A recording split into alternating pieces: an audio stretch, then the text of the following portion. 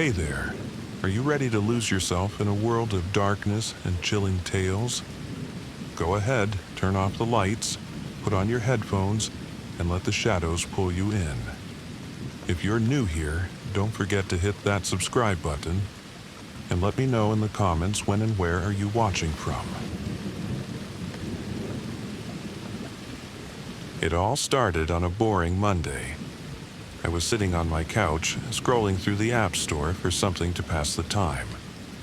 I'd already tried all the popular games and apps. None of them really held my interest anymore. That's when I stumbled upon it.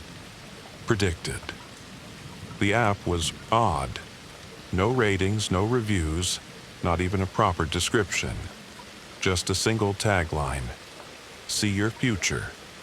Prepare for it. I should have just kept scrolling. But there was something about the simplicity that hooked me, like the app was daring me to find out more. Before I could think twice, I downloaded it. The screen loaded almost instantly, pitch black with a single prompt blinking in the center. Enter your full name. I hesitated.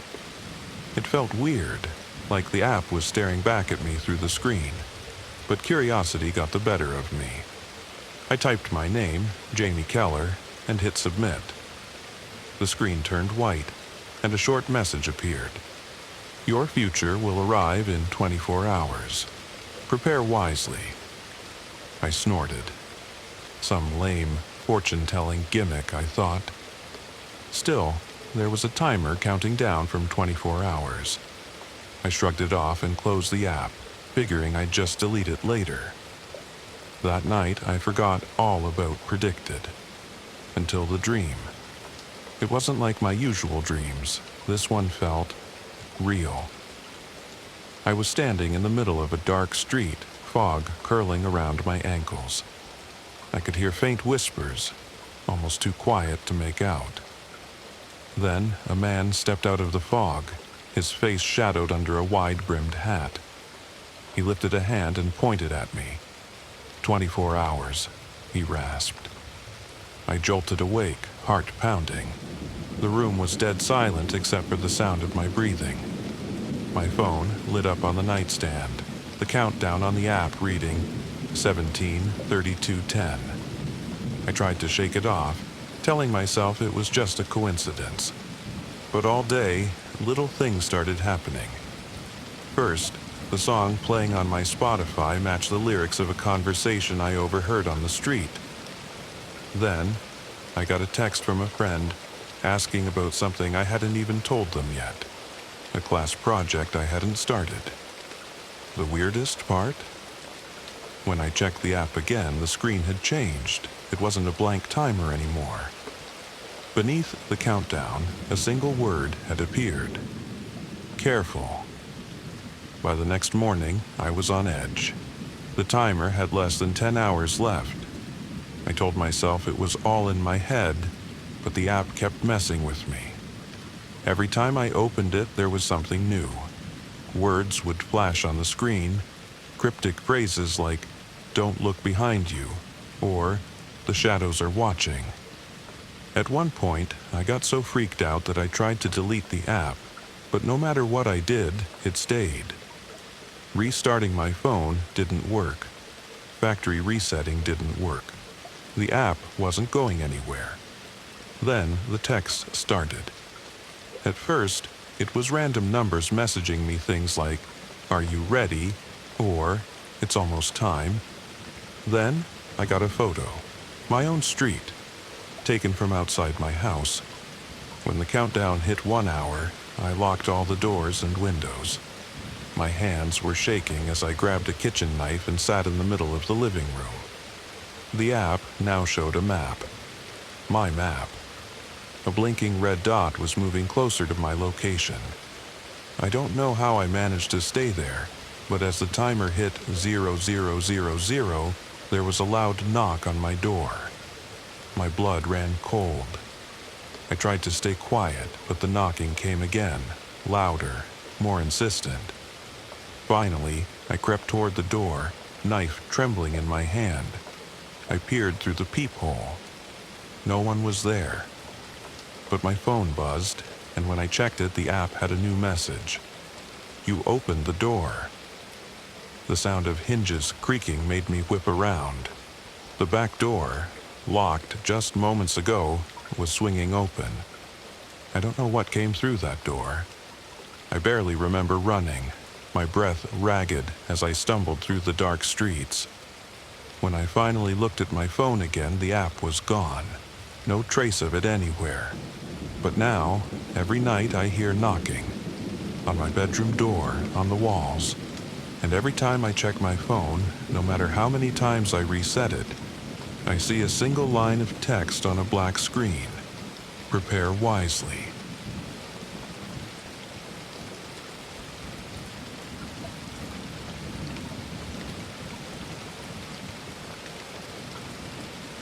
I had just moved into my new apartment, a modest but cozy place in an old building downtown. It wasn't much, but it was mine, and after years of roommates and noisy dorms, I was excited for some peace and quiet.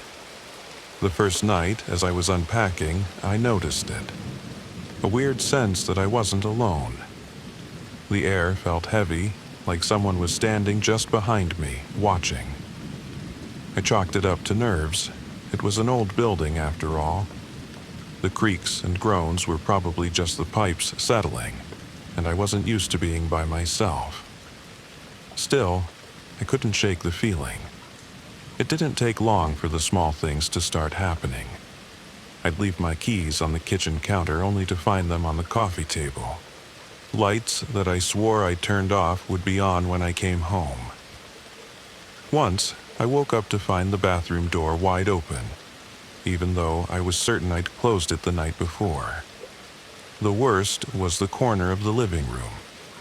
No matter how much sunlight streamed through the windows, that corner always seemed darker than the rest of the room. I avoided putting furniture there, telling myself it was just bad lighting. But deep down, it unsettled me. Late at night, I'd catch myself glancing at it, half expecting to see something.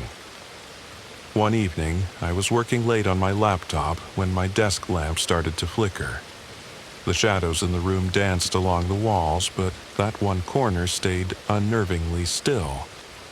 I tried to ignore it, focusing on my work, but the flickering grew worse. Then, the bulb went out completely, plunging the room into near darkness.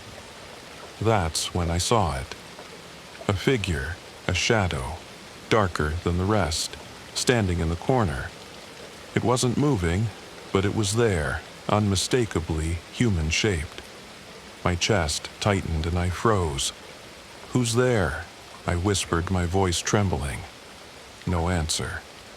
I turned on my phone's flashlight, the beam cutting across the room.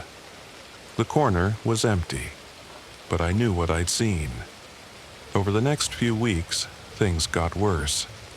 I'd wake up in the middle of the night to strange noises, soft shuffling, like someone pacing just outside my bedroom door. Once, I heard a faint whisper, too low to make out the words, but enough to send chills down my spine. The shadow in the corner became a regular occurrence. It never moved, but I could feel its presence.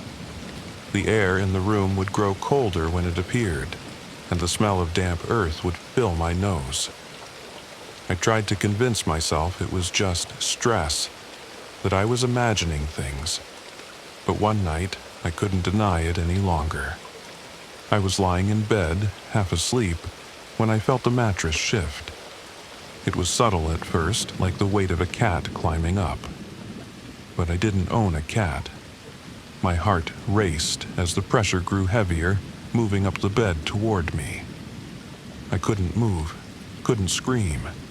It felt like someone was crawling toward me, their weight pressing down on my chest. Finally, I managed to turn on the bedside lamp, and the sensation vanished. But as I looked around the room, I saw it again. The shadow, standing in the corner, closer than ever. This time, it moved. the figure turned slowly, as if acknowledging me, before vanishing into the wall. I couldn't stay there any longer. The next day, I packed my things and left, breaking my lease without a second thought.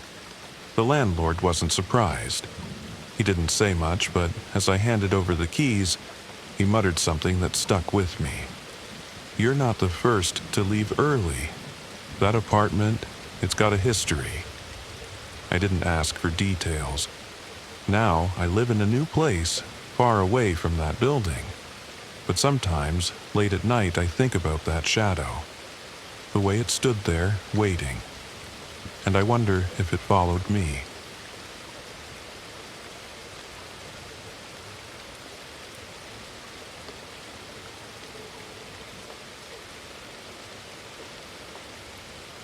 It started as a detour. I was driving back from a work trip late at night, tired of the main highway and its endless red taillights. I thought a shortcut through the back roads might give me some peace. My GPS wasn't great at finding service out there, but I figured I could wing it. It was just miles of cornfields and the occasional farmhouse. How hard could it be? The first sign I'd taken a wrong turn was when the road narrowed into cracked asphalt with weeds growing through the middle. The second was when I drove past the same farmhouse twice. I was hopelessly lost. Then I saw the sign. "Welcome to Glenton." Established 1903. It was one of those small towns you blink and miss, the kind that barely registers as a dot on the map. I sighed with relief. At least I could stop and ask for directions. The main street was like something out of a postcard, or maybe a time capsule. Neatly painted storefronts lined the road, each with vintage-style lettering. Harry's Hardware, Millie's Bakery, Glenton General Store. The place was well kept, but eerily empty. There wasn't a single car parked along the curb, and no one was walking the sidewalks. I pulled up near the general store and got out, the crunch of gravel under my feet sounding unnaturally loud. The windows of the shop were dark, but there was a handwritten "Open" sign on the door. I pushed it open, and a little bell jingled overhead. "Hello?" I called out. No response. Inside, the shelves were stocked with what looked like old-fashioned products, canned goods with labels I didn't recognize, dusty jars of candy, and even a rack of faded postcards. Everything looked like it had been sitting there for decades. It felt wrong. I stepped back outside, suddenly anxious to leave. That's when I noticed something chilling. My car wasn't where I'd parked it. I stared at the empty spot, my heart racing. It made no sense. I was certain I'd left it there. Looking for something? The voice made me jump. An older man in overalls stood on the sidewalk, leaning on a cane. His face was weathered, his expression hard to read. My car," I stammered. "It was right here." He frowned, squinting at the road. "Not much traffic comes through Glenton these days. You sure you didn't park it elsewhere?" "I'm sure," I said. He shrugged. "Might want to check over by the diner. People lose things all the time around here." His words didn't sit right with me, but I thanked him and walked down the street. The diner wasn't far. Its neon sign buzzed faintly, casting a soft pink glow on the sidewalk. Through the windows, I saw a young waitress wiping down the counter. I pushed open the door. She looked up and smiled, a little too quickly, as though she'd been waiting for me. "Coffee?" she asked before I could say anything. "No, actually, yes. Coffee sounds good," I said, figuring it might calm my nerves.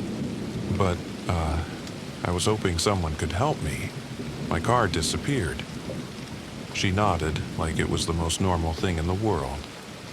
"That happens sometimes." "What do you mean?" "Glenton's a funny place," she said with a shrug. "Things go missing now and then. People too." She must have seen the look on my face because her smile faltered. "I didn't mean it like that. Sorry. I'm sure your car's fine." The way she said it made my skin crawl. The discovery. After leaving the diner, I wandered the town, searching for any sign of my car. The streets were completely silent, the buildings lifeless. It felt like the entire town was watching me, even though I couldn't see a single soul. Eventually, I stumbled into a park near the edge of town. It was small, overgrown, with a rusting swing set. That's when I saw it. A row of gravestones hidden among the trees. The names on them made my stomach drop. Henry Barnes, 1932. Millie Carter, 1954. Joseph Ellis, 1967. They matched the names of the shops in town. I turned and ran, my heart pounding. The final escape. When I got back to the main street, the sun was setting. The once bright storefronts now cast long, dark shadows across the road. That's when I saw it. My car, parked exactly where I'd left it. I sprinted toward it, but as I reached for the door handle, I froze. The older man from before was standing in the middle of the road, staring at me. Behind him, the waitress stood on the diner steps, her smile now cold and unblinking. "Leaving so soon?" the man called out. I didn't answer. I just yanked the door open and jumped inside. As I sped away, I glanced in the rearview mirror. The town was gone.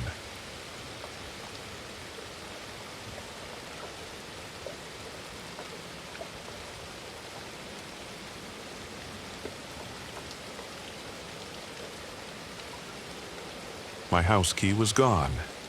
I always kept it in the same small dish by the door. It was part of my routine. Come home, toss my keys in, and forget about them until I needed them again. But that evening, when I reached for it, the dish was empty. At first, I didn't panic. Keys get misplaced all the time, right? I checked my coat pocket, my bag, the counters, even the car, but it wasn't anywhere. By the next morning, I had to face the facts. It was gone. I couldn't remember dropping it, but I figured I must have. A locksmith came later that day to replace the lock. I got a new set of keys and told myself it wasn't a big deal, just one of those things. But something about it didn't sit right. A week later, I found the key again. It was on the hood of my car. I almost didn't notice it at first, just a small glint of metal as I approached. But when I got closer, there it was. My old house key, scratched and dirty but unmistakable. My stomach twisted as I stared at it. The lock had already been changed, so this key was useless now. But how had it gotten there? I glanced around the street, searching for anyone who might have left it there, but the block was empty. I picked it up and turned it over in my hand, feeling its familiar weight. It didn't make sense, but I didn't know what else to do. So I took it inside and shoved it into the back of a drawer. Not long after, small things in my apartment began to disappear. At first, it was easy to brush off. A missing pen, a sock gone astray in the laundry. But then the items started showing up in places I knew I hadn't put them. My wallet in the fridge. A coffee mug balanced on the edge of the bathroom sink. One night, I came home to find the contents of my fridge completely rearranged. The milk was upside down, the vegetables were stacked in neat pyramids, and the eggs were balanced precariously on top of each other. I told myself it was stress, or that I was being absent-minded, but deep down, I knew something was wrong. It wasn't until I noticed the scratches on my front door that I stopped pretending everything was fine. They were faint, but deliberate. Small marks around the keyhole like someone had been trying to pick the lock. My stomach sank. I called the landlord, who installed another new lock the next day. He assured me the building was secure, but I couldn't shake the feeling that someone, or something, had been in my home. I started locking my bedroom door at night, though I wasn't sure it would do any good. Then came the night I heard the key. It was around 2 a.m. when I woke up. At first, I wasn't sure why. The apartment was silent, the kind of stillness that presses down on you. Then I heard it, the faint sound of metal against metal, a key sliding into a lock. My heart stopped. I lay frozen, barely breathing, as I listened to the unmistakable click of the lock turning. I grabbed my phone and crept to the bedroom door, dialing 911 with shaking hands. From the other side of the door, I heard footsteps. Slow, deliberate. They moved through the apartment, pausing now and then like whoever or whatever it was looking for something. The dispatcher's voice in my ear was the only thing keeping me grounded. "Stay where you are. Officers are on their way." The footsteps stopped. When the police arrived, they searched the entire apartment. Nothing. No sign of forced entry. No evidence that anyone had been there. I wanted to believe I'd imagined it. But when I went to the little dish by the door, my stomach dropped. Sitting there, beside my new house key, was the old one. I hadn't taken it out of the drawer. When I picked it up, I noticed something I hadn't seen before. Scratched into the metal were 3 words. "It's still mine." I moved out the next day. I didn't care about the lease or the deposit. I couldn't stay there another night. I packed what I could and left everything else behind, trying to convince myself that it was over. But it didn't feel over. Even in my new place, I can't shake the feeling that I'm being watched. I triple-check the locks every night, and I've started keeping my keys in my pocket at all times. Every now and then, I hear faint tapping sounds outside my door. And sometimes, I find things moved, small things, just enough to make me question myself. I haven't seen the key again, but I know it's out there, waiting.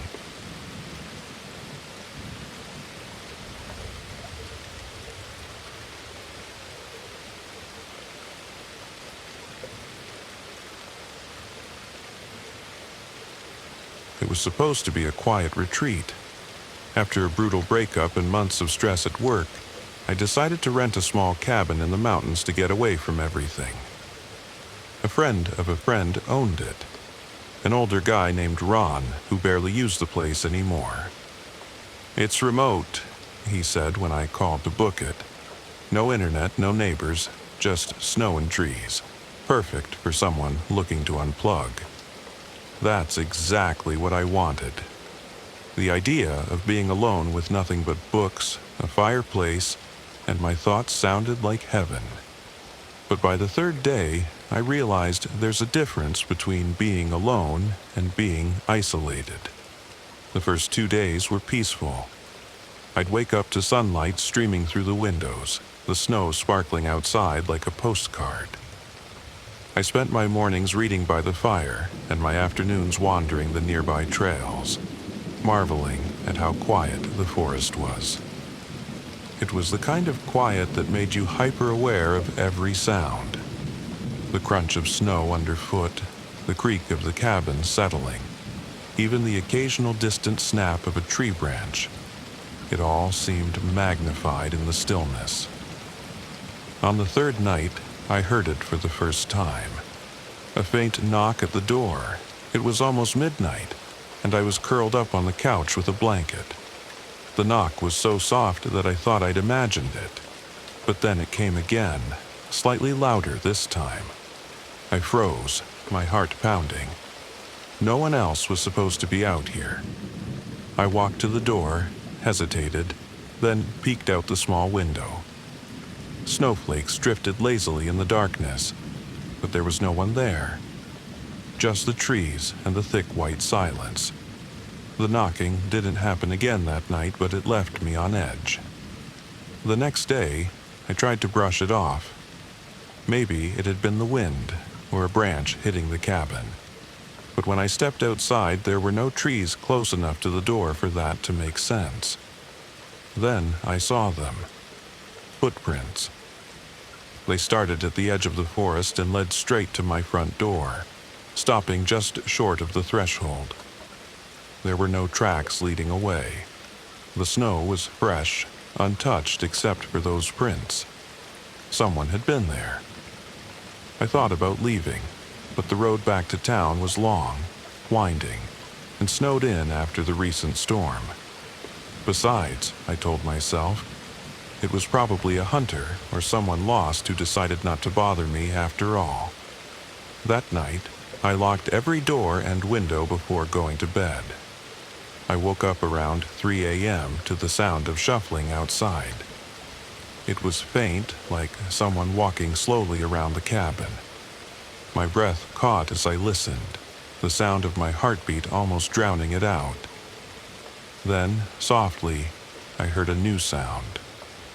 A low, raspy whisper. I couldn't make out the words, but it came from just outside my bedroom window.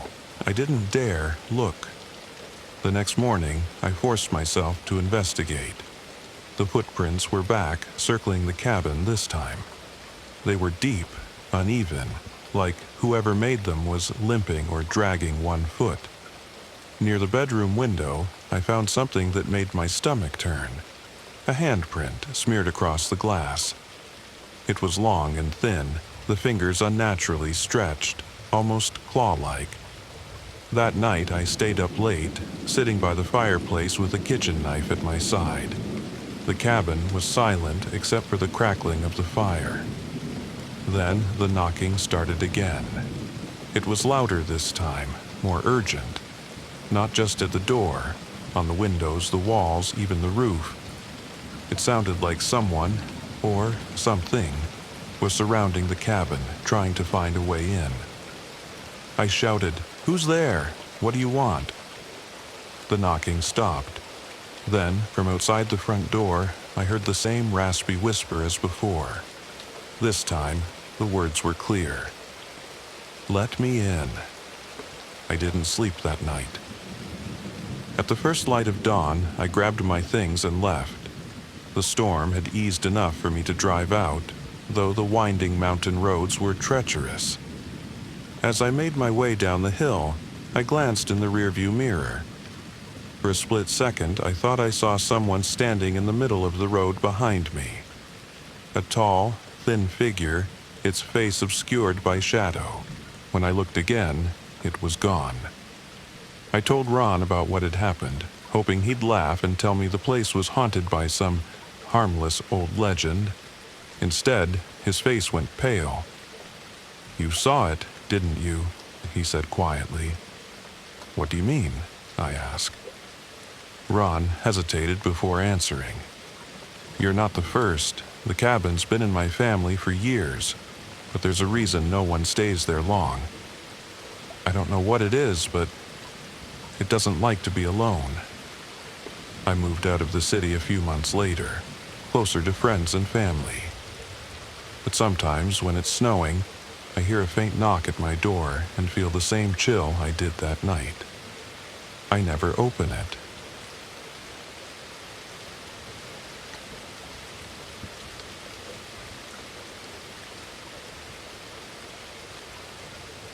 It was late, and the last train was running behind schedule. The platform was nearly deserted, save for a handful of tired commuters scattered along the benches. I'd missed an earlier train thanks to a late meeting and was kicking myself for not driving instead. The station had a cold, empty feel to it. The fluorescent lights buzzed faintly, and every sound, the hum of the vending machine, the scuff of a shoe, seemed amplified in the stillness. I was scrolling through my phone, trying to pass the time when I noticed him. He was standing near the far end of the platform, leaning against one of the support pillars. His clothes were slightly rumpled, like he'd been wearing them for days, and he had a vacant, glassy look in his eyes. At first, I thought he was just another commuter, but then I realized he wasn't waiting for a train. he was staring at me. I tried to ignore him, focusing on my phone, but the feeling of his gaze was impossible to shake. Every time I glanced up, he was still there, his eyes locked on me. I thought about moving farther down the platform, but something about him made me uneasy. He hadn't done anything, hadn't said a word or taken a step toward me, but there was something off about the way he stood so still, like he wasn't entirely present. Finally, I decided to leave the platform and wait in the station's main hall where there were security cameras and staff nearby. As I grabbed my bag and turned to go, his voice stopped me. "Don't go yet," he said.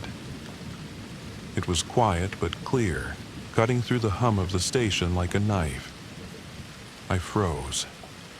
He was still standing by the pillar, his hands in his pockets, watching me. "What?" I asked, trying to sound confident even as my voice wavered. "You shouldn't leave now," he said, his tone unnervingly calm. "Something bad will happen." I didn't know what to say. Every instinct screamed at me to get as far away from him as possible, but his words planted a seed of doubt. "What are you talking about?" I demanded. He didn't answer right away. Instead, he tilted his head slightly, as if listening to something I couldn't hear. Then he said, "You don't know me, but I know you. I know what's coming." That was enough for me.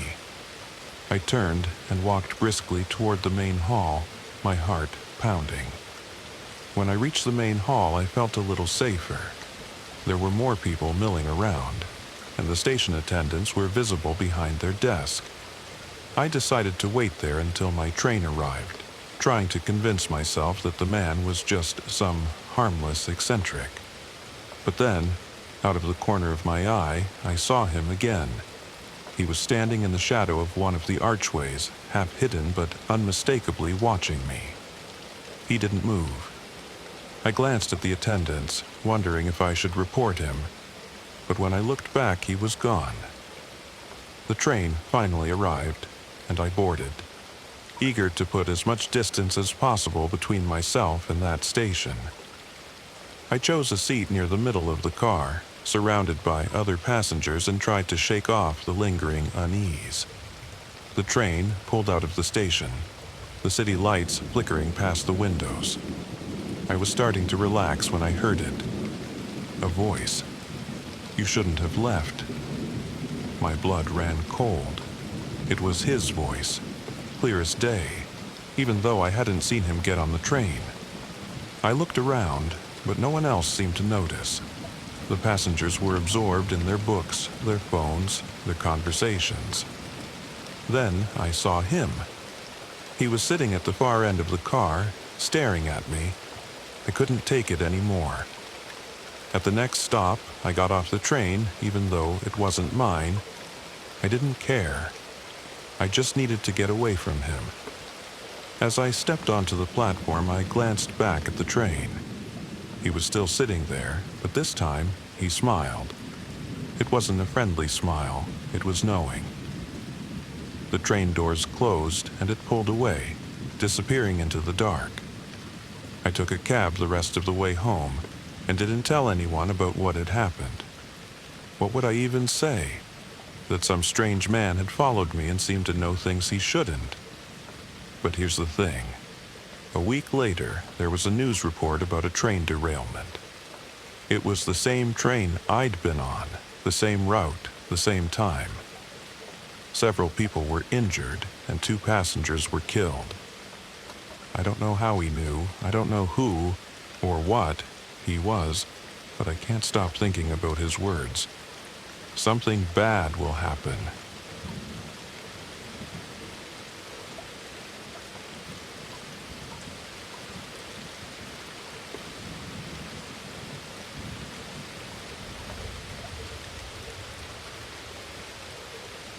My aunt passed away. Aunt Clara was a hoarder, the kind that packed every inch of her house with trinkets, antiques, and bizarre oddities. Clearing out her estate was a monumental task, and my family enlisted me to help sort through it all. I hated every second of it. Dusty shelves, the stale smell of mildew, and stacks of junk that seemed to never end. Then I found the mirror. It was hidden in the corner of the attic, draped in an old, moth-eaten cloth.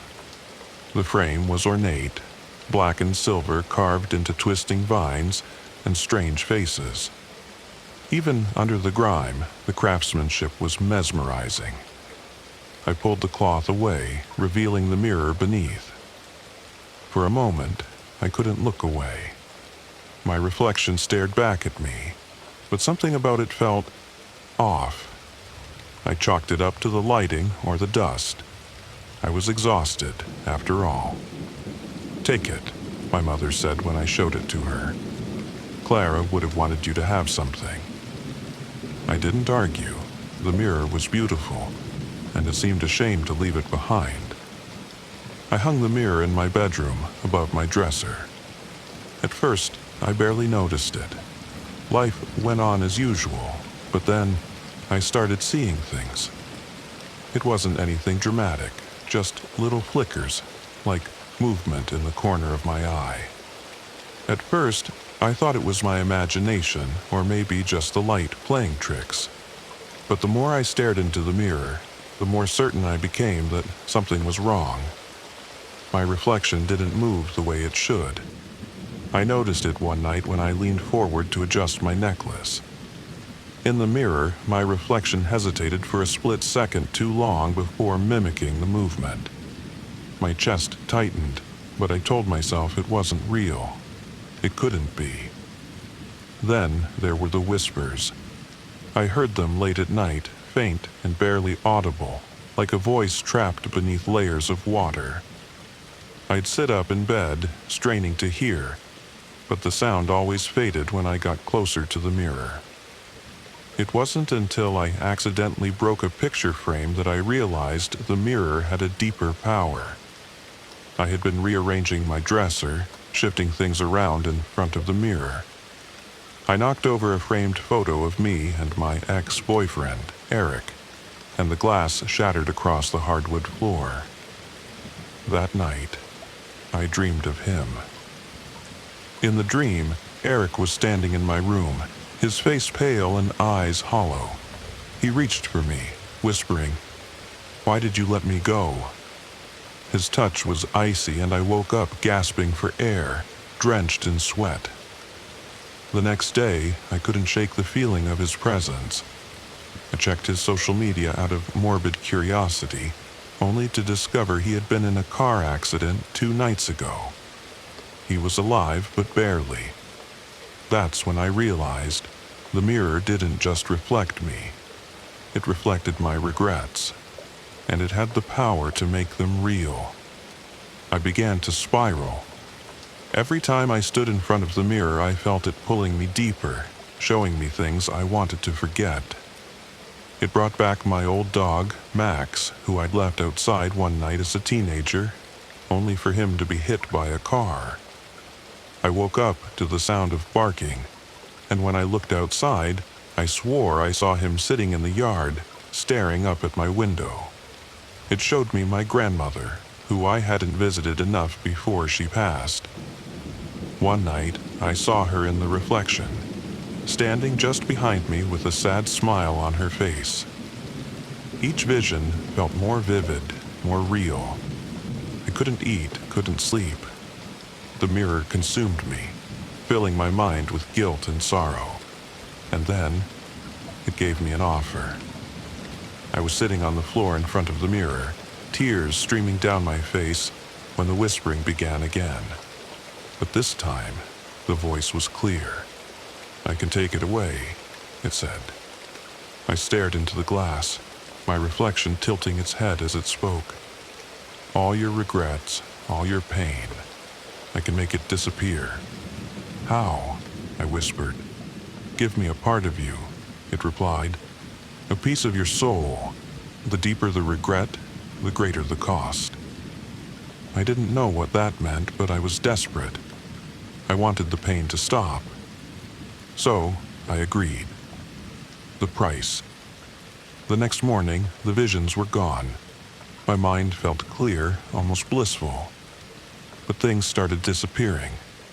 At first, it was small. Memories of childhood friends, favorite songs, little moments I'd cherished.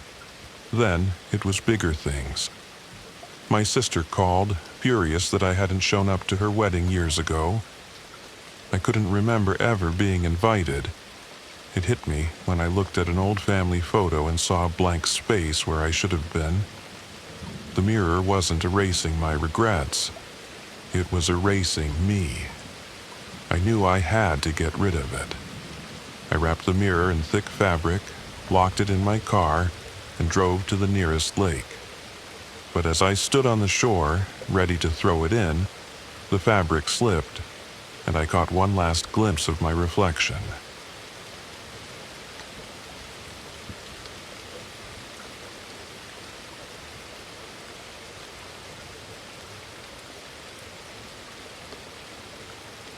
I was driving back from a late meeting, tired and eager to get home.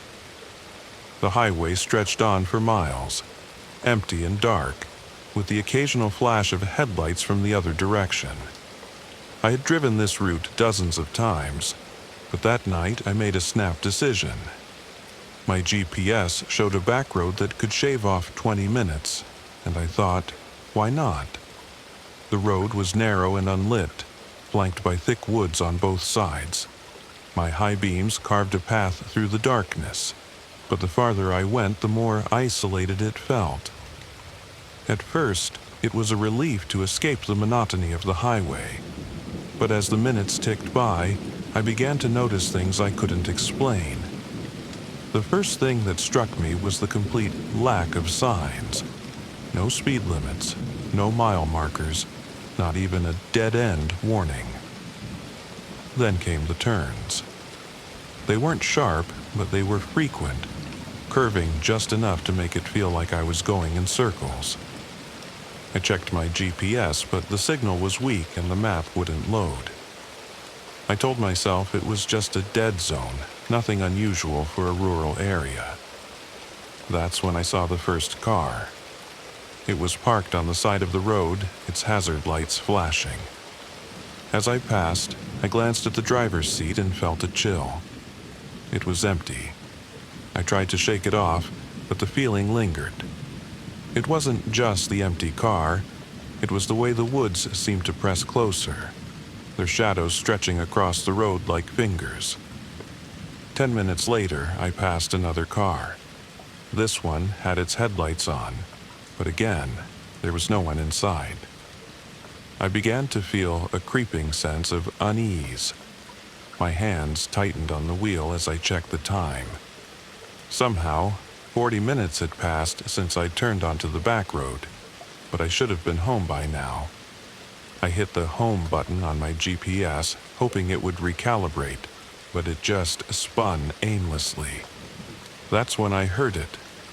A soft rustling sound coming from the back seat. I glanced in the rearview mirror and froze. There was a shadow. It was faint, just barely visible in the dim light from my dashboard, but it was there. My pulse quickened as I tried to rationalize it. Maybe it was a trick of the light or my tired mind playing games. But the rustling grew louder, more deliberate, like someone shifting in their seat. I forced myself to keep driving, refusing to look again. My foot pressed harder on the gas, and the car sped forward. Then, from the back seat, I heard a whisper. "Turn around." I don't remember making the decision. One moment, I was gripping the wheel, and the next, I was slamming on the brakes and spinning the car around. The whisper was gone, but the sense of urgency lingered. I drove back the way I came, my eyes darting between the road and the mirror, searching for any sign of movement. But the road didn't look the same. The trees were thicker, their branches arching overhead like a tunnel. The air felt heavy, almost suffocating, and the headlights seemed dimmer, as if they were being swallowed by the dark. I couldn't shake the feeling that I wasn't alone. After what felt like hours, I finally saw something up ahead, a faint light cutting through the shadows. My heart leapt as I realized it was a gas station, its neon sign flickering weakly. I pulled in, desperate for human contact, but as soon as I stepped out of the car, I knew something was wrong. The air was too still, the silence oppressive. The gas station was lit, but it looked abandoned. The windows were dark, and the door hung slightly ajar. I called out, but there was no response. Just the hum of the fluorescent lights and the distant rustling of leaves. When I turned back to the car, my blood ran cold. All 4 doors were wide open. I don't know what compelled me to look inside. Maybe I thought I'd find an explanation, or maybe I just wanted to prove to myself that I wasn't losing my mind. But when I leaned in, I saw something that made my stomach drop. My keys were gone. I hadn't taken them out of the ignition, but they weren't there anymore. Instead, on the driver's seat, there was a piece of paper. In shaky, uneven handwriting, it read, "You were warned." I didn't stop to think. I grabbed the paper, slammed the doors shut, and ran back to the gas station. Inside, the shelves were empty, and the register was covered in a thick layer of dust. But there was a landline phone hanging on the wall. I picked it up, but there was no dial tone, just static. And then, through the static, I heard the whisper again. "Too late." I don't remember how I got home. My next clear memory is waking up in my own driveway, the engine off and the sun rising on the horizon. I checked my phone, but there were no missed calls or messages. The clock showed that only 2 hours had passed, though it felt like I'd been gone all night. I never found the piece of paper or my original set of keys. I've told myself it was just a bad dream, the product of exhaustion and an overactive imagination. But I haven't taken another shortcut since. And sometimes, when I'm alone in my car, I feel a faint rustling behind me, like someone shifting in their seat.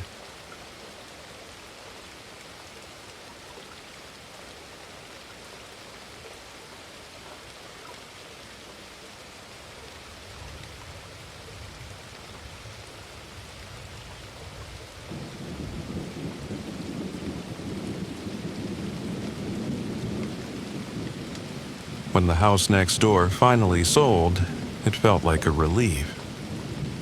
The place had been empty for months, its overgrown yard and peeling shutters an eyesore on an otherwise well-kept street. People came to look at it occasionally, but none ever stayed long. Then one day, I noticed a moving truck in the driveway. I didn't meet the new neighbor right away, but I caught glimpses of him. An older man, thin, with a slightly hunched back. He kept to himself, which wasn't unusual in our neighborhood. Most people worked long hours and appreciated their privacy. But as the days went on, something about him felt off. It started small. He rarely turned on any lights in the house, even at night. Sometimes I'd see him standing by a window, just staring out at the street. He never waved, never seemed to notice when people walked by. One evening, as I was taking out the trash, I saw him in his driveway, dragging a large black garbage bag toward the back of the house. It was bulky and heavy, sagging at odd angles. I tried not to jump to conclusions. Maybe he was doing yard work, cleaning out old junk. But as he disappeared around the corner of his house, I caught a strange smell, sharp and sour, like rotting meat. After that night, I didn't see him for weeks. The house looked the same, lights off, curtains drawn, but there was no sign of life, no car in the driveway, no movement in the yard. I told myself he was probably out of town, but something about the silence unsettled me. One morning, as I was leaving for work, I noticed something on his porch. A package had been sitting there for days, maybe longer, gathering dust and rain marks. When the mail started piling up, I finally decided to check. I knocked on the door. No answer. I knocked again, louder this time, and pressed my ear to the wood. Inside, I could hear faint creaking, like footsteps, or maybe just the old house settling. I called the landlord listed on the property sign, who confirmed the house was rented. When I asked if he'd heard from the tenant, he hesitated before saying, "No, not since he signed the lease." The man had paid 3 months' rent up front. Beyond that, the landlord didn't know much about him. Later that evening, curiosity got the better of me. I walked around the side of the house where I'd seen him disappear with the garbage bag. The smell was faint now, but still there, like something rotting beneath the surface. At the back of the yard, I found a patch of freshly turned soil. It looked like he'd been digging, a long, narrow trench. But there was no shovel, no tools, nothing to explain it. I took a step closer and felt the ground sink slightly beneath my feet, soft and loose. I didn't stay long.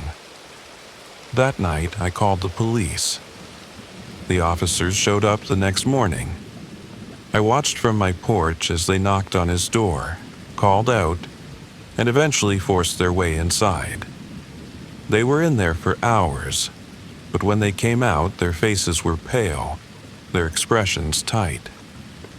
One of them glanced at me, then quickly looked away. I overheard a few words. Nothing there, completely empty, impossible. Later, I asked one of the officers what they'd found. "Nothing," he said. "No furniture, no personal items. The place was spotless, like no one ever lived there." I told him about the trench in the backyard, and he promised they'd check it out. But when they did, it was gone. The soil was untouched, no sign it had ever been disturbed. Weeks passed, and no one moved in. The landlord put the house back on the market, but I noticed he didn't leave his sign up for long. Sometimes late at night I see movement in the windows, just shadows, faint and fleeting. And sometimes I catch the smell again, sharp and sour, drifting through my open windows. I never learned who my neighbor was, where he came from, or where he went. But I still think about that trench in the backyard. Whatever he buried, I hope it's gone for good.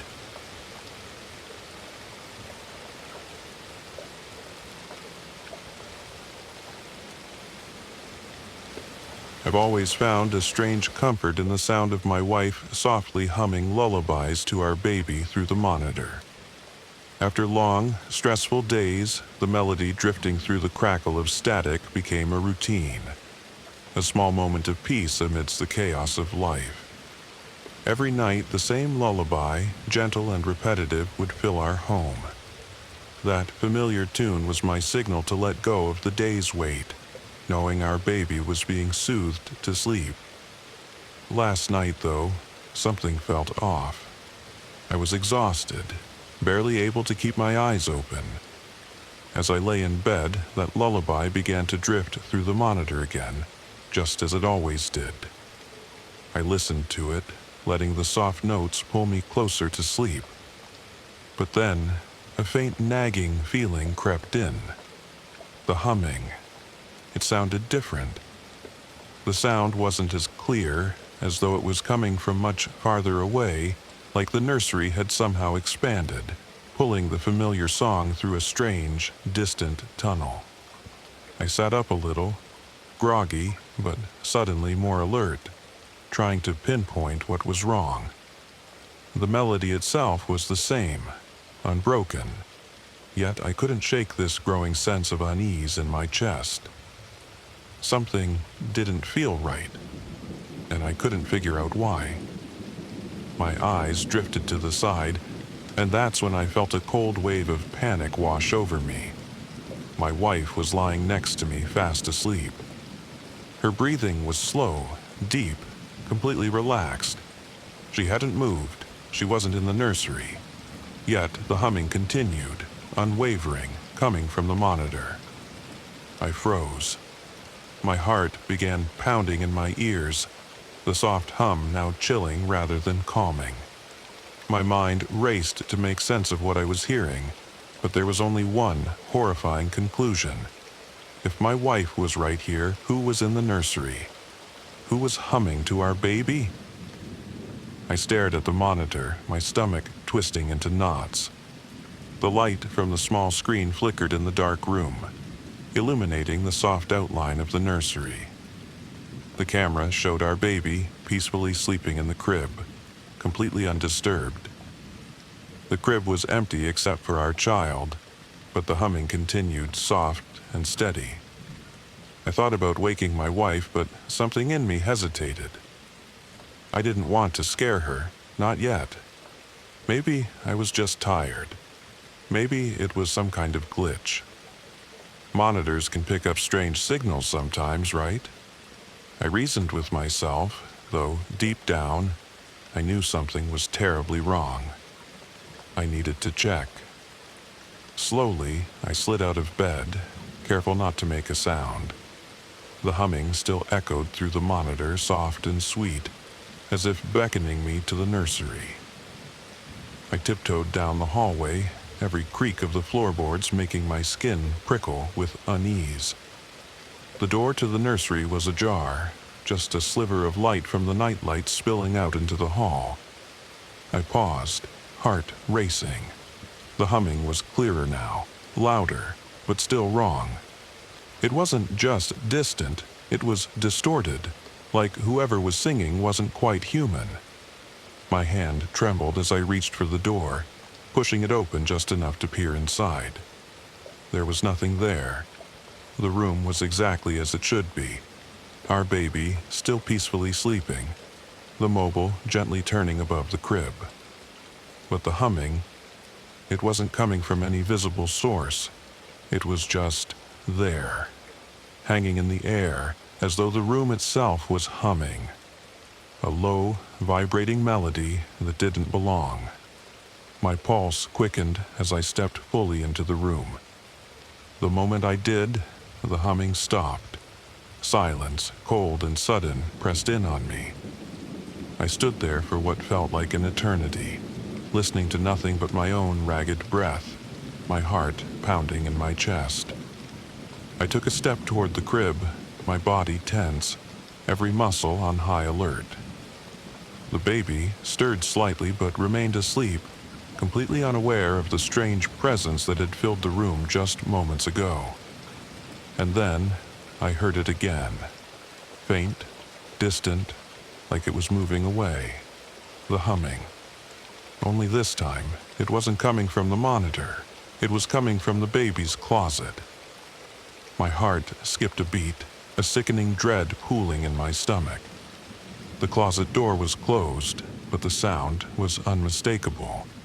That same sweet, haunting melody now whispered from behind the wooden door, softer, but somehow more menacing. I took a step back, my instincts screaming at me to leave, to grab the baby and get out of the house.